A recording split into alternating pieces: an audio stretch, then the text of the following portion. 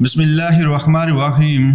معزز سامعین اکرام، سیرت النبی صلی اللہ علیہ وآلہ وسلم کے اس موضوع میں غزوہ حنین کے بعد اب ہم شروع کرتے ہیں غزوہ تبوک کے واقعات۔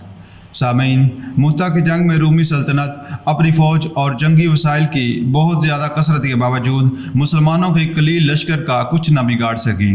اس لیے اہل روما اسے اپنی ذلت سمجھتے تھے۔ انہوں نے عرب کی سرحد پر اپنے حصائی عرب قبائل کو اسلامی مملکت پر حملہ کرنے کے لیے تیار رہنے کا حکم دیا اور خود بھی تیاریاں کرنے لگے۔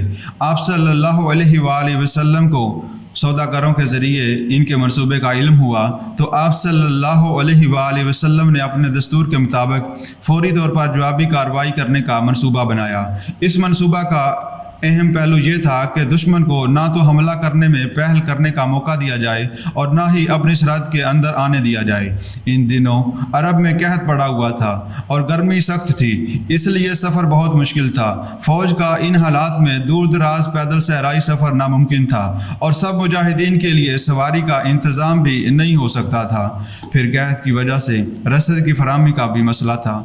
ایسے مشکل حالات میں حضور صلی اللہ علیہ وآلہ وسلم نے اپنی ولولہ انگیز قیادت کی بدولت 30,000 مجاہدین کا لشکر تیار کیا، جس میں 10,000 سوار تھے، یعنی 3 مجاہدین کے حصے میں ایک گھوڑا آتا تھا جس پر وہ باری باری سوار ہوتے، لیکن مجاہدین کی ایک بڑی تعداد کے لیے سواری کا یہ انتظام بھی نہ ہو سکا۔ وہ شہادت کی سعادت سے مرحومی پر روتے تھے۔ ان کے اس شوق کا ذکر اللہ تعالیٰ نے قرآن حکیم میں بھی کیا اور انہیں شوق کے بدلے جنت کی خوشخبری دی۔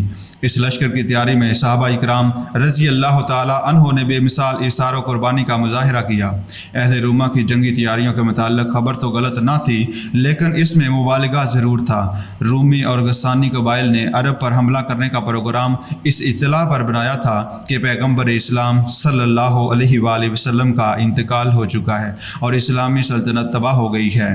دوسرے قحط نے بھی عربوں کو پریشان کر رکھا تھا، لیکن جب انہیں مسلمانوں کے بہت بڑے لشکر کی پیش قدمی کی اطلاعات ملی تو وہ اس قدر مرعوب اور حیران ہوئے کہ انہیں حملہ کرنے کی جرت ہی نہ ہوئی۔ آپ صلی اللہ علیہ وآلہ وسلم نے تبوک کے مقام پر پڑاؤ ڈال کر 20 دن تک دشمن کا انتظار کیا، لیکن انہیں مقابل آنے کی جرت نہ ہوئی۔ مسلمانوں کی یہ بہت بڑی فوجی اور سیاسی فتح تھی۔ اس سے تحریک اسلام کو بہت فائدہ پہنچا۔ سرحدی علاقے کے کئی قبائل مرعوب ہو گئے اور انہوں نے جزیہ دینا قبول کیا۔ اس طرح اسلامی حکومت کے وسائل آمدن میں اضافہ ہو گیا۔ سرداروں نے اسلام بھی قبول کر لیا۔ اس مہم میں رسول خدا صلی اللہ علیہ وآلہ وسلم 50 دن تک مدینے سے باہر رہے اور رمضان 9 ہجری میں واپس تشریف لائے۔ اس مہم میں 2 ایسے واقعات رونما ہوئے جن کا ذکر اللہ تعالیٰ نے قرآن مجید میں بھی کیا۔ ان میں ایک مسجد زرار کا واقعہ ہے۔ یہ مسجد منافقوں نے مسلمانوں میں تفرقہ ڈالنے اور ان کے خلاف سازشیں کرنے کے لیے بنوائی تھی۔ آپ صلی اللہ علیہ وآلہ وسلم اس مہم سے واپس آئے تو اللہ تعالیٰ نے آپ صلی اللہ علیہ وآلہ وسلم کو منافقوں کے ارادہ سے آگاہ کر دیا۔ آپ صلی اللہ علیہ وآلہ وسلم نے اس مسجد کو نظر آتش کر دیا۔ دوسرا واقعہ ان 3 صحابہ اکرام کا ہے جو محض سستی کی وجہ سے اس جہاد میں شرکت نہ کر سکے۔ ان کے نام حضرت کعب بن مالک، حضرت بلال بن امیہ اور حضرت مرارہ بن ربیع رضی اللہ تعالیٰ عنہ تھے۔ یہ سچے مسلمان تھے اور جہاد اور شہادت کے آرزو مند تھے اور محض سستی کی وجہ سے جہاد میں شریک نہ ہو سکے۔ پھر انہوں نے آپ صلی اللہ علیہ وآلہ وسلم سے سچ بولا تھا، اس لیے اللہ تعالیٰ نے ان کی توبہ قبول کر لی۔ مکہ معظمہ کو بیت اللہ کی وجہ سے مرکز اسلام بننا تھا، اسے کفر و شرک سے پاک کرنا ضروری تھا۔ فتح مکہ کے 1 برس کے اندر امن و امان بحال ہو گیا اور سیاسی حالات سازگار ہوئے تو 9 ہجری میں آپ صلی اللہ علیہ وآلہ وسلم نے حج کے موسم میں حضرت ابوبکر صدیق رضی اللہ تعالیٰ عنہ کی قیادت میں 300 مسلمانوں کی ایک جماعت مکہ روانہ فرمائی۔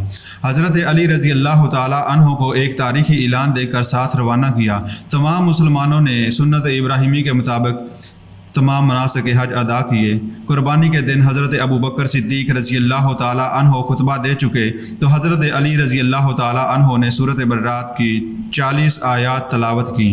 پھر حضور صلی اللہ علیہ وآلہ وسلم کی طرف سے اعلان کیا گیا کہ آج کے دن کے بعد مشرک و کافر خانہ کعبہ میں داخل نہ ہو سکے گا اور نہ کوئی شخص برہنہ نہ ہو کر حج کر سکے گا۔ وہ تمام معاہدے جو مشرکین سے طے پائے تھے ان کی خلاف ورزیوں کے سبب آج سے 4 ماہ بعد منسوخ ہو جائیں گے۔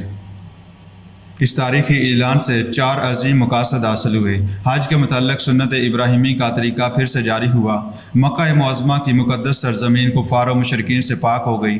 کفار بھاری تعداد میں تحریک اسلام میں شامل ہو گئے۔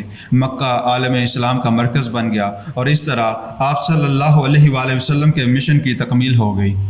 واقعہ ایلا و تخیر: اسی سال حضور صلی اللہ علیہ وآلہ وسلم نے اپنی ازواج مطہرات سے 1 ماہ تک علیحدگی اختیار کی۔ دراصل ازواج مطہرات نے حضور صلی اللہ علیہ وآلہ وسلم سے گھریلو اخراجات میں کشادگی کا مطالبہ کیا، لیکن آپ صلی اللہ علیہ وآلہ وسلم کی زندگی کا مقصد اس سے بہت عظیم تھا۔ ازواج کے بار بار مطالبے پر آپ صلی اللہ علیہ وآلہ وسلم نے اعلاء فرمایا۔ اس کے بعد اللہ تعالیٰ کی طرف سے انہیں اختیار دیا گیا کہ اگر وہ چاہیں تو حضور صلی اللہ علیہ وآلہ وسلم سے علیحدگی اختیار کر لیں، ورنہ اسی حالت میں رہنا قبول کریں۔